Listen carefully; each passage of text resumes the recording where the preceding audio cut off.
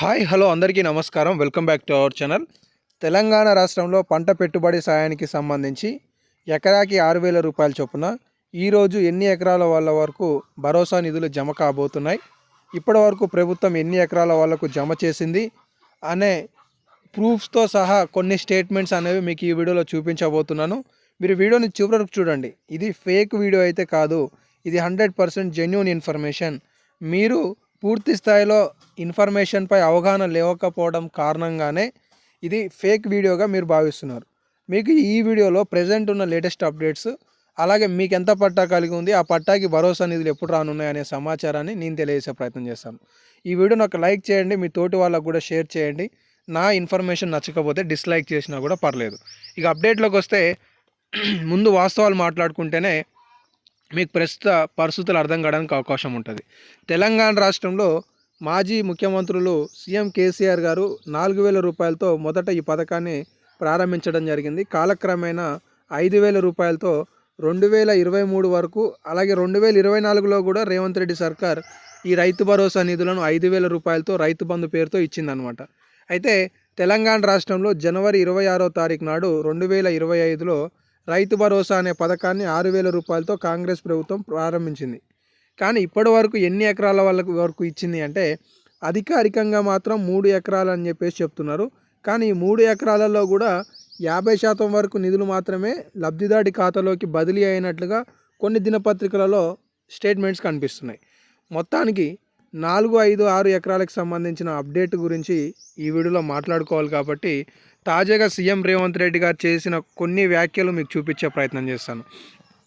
అకౌంట్లో డబ్బులు, సీఎం కీలక ప్రకటన. మార్చి 31 లోపు అన్నదాతల అకౌంట్లో రైతు భరోసా డబ్బులు జమ చేస్తామని సీఎం రేవంత్ రెడ్డి ప్రకటించారు. ప్రభుత్వం ఇప్పటి వరకు 3 ఎకరాల లోపు ఉన్న రైతులకు నిధులను జమ చేసింది. ఇకపై మిగతా వారికి అందజేస్తామని సీఎం వెల్లడించారు.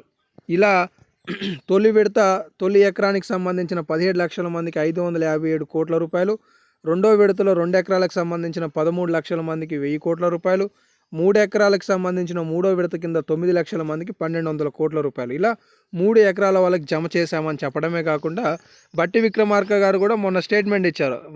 వారి ట్విట్టర్ అకౌంట్లో, బట్టి విక్రమార్క గారికి సంబంధించిన ట్విట్టర్ అకౌంట్లో మార్చి 31లోగా రైతు భరోసా జమ పూర్తి చేస్తామని చెప్పడం జరిగింది. వాస్తవానికి తెలంగాణ రాష్ట్రంలో 9,660 కోట్ల రూపాయలు, 1,48,00,000 ఎకరాలకు ప్రభుత్వం కేటాయింపు చేయాల్సి ఉన్నది. మొత్తం 70 లక్షల రైతులకి. కానీ ఇప్పటి వరకు 3 ఎకరాల వాళ్ళకి ఇవ్వడం జరిగింది. అది కూడా 3,500 కోట్ల రూపాయలే సుమారుగా. ఇంకా తెలంగాణ రాష్ట్రంలో 6,000 కోట్ల రూపాయలు ఇవ్వాలి. మరి వీటిని ప్రభుత్వం ఈ మార్చి 31లోగా జమ చేస్తుందా అంటే క్వశ్చన్ మార్కే. మా దగ్గర డబ్బులు లేవు, ఉద్యోగస్తులకి 6,500 కోట్ల రూపాయలు పోతున్నాయి, అప్పులకి 6,500 కోట్ల రూపాయలు పోతున్నాయి, సంక్షేమానికి కొన్ని పోతున్నాయి, వచ్చేది 17,000 కోట్ల రూపాయలు అయితే కావాల్సింది 25,000 కోట్ల రూపాయలు అని చెప్పి ప్రభుత్వం చెప్తుంది. మరి ఇవి మార్చి 31లోకి అవుతాయంటే చెప్పలేం. కానీ కొన్ని స్టేట్మెంట్స్ అయితే మీకు చూపించగలను. వారంలో మరో విడత రైతు భరోసా 4 ఎకరాల రైతులకి జమ చేసేందుకు సర్కార్ ప్లాన్ చేస్తున్నట్లుగా, 4వ విడత కింద మరొక 1,000 కోట్ల రూపాయల కేటాయింపు దాదాపుగా 9 లక్షల మంది రైతులకి లబ్ధి చేకూరున్నట్లుగా సమాచారాన్ని మాత్రమే మీకు చూపించగలను. సో కాబట్టి తెలంగాణ రాష్ట్రంలో నేను ఏదైతే ఇక్కడ మీకు statement ఇచ్చానో, Rythu Bharosa good news, 4, 5, 10 ఎకరాల వాళ్లకు 6,000 రూపాయల చొప్పున ఖాతాలో జమ చేయబోతున్న ప్రభుత్వం, మీకు ఇలా చూపిస్తేనే మీరు ఈ సమాచారాన్ని చేరుకోగలుగుతారు.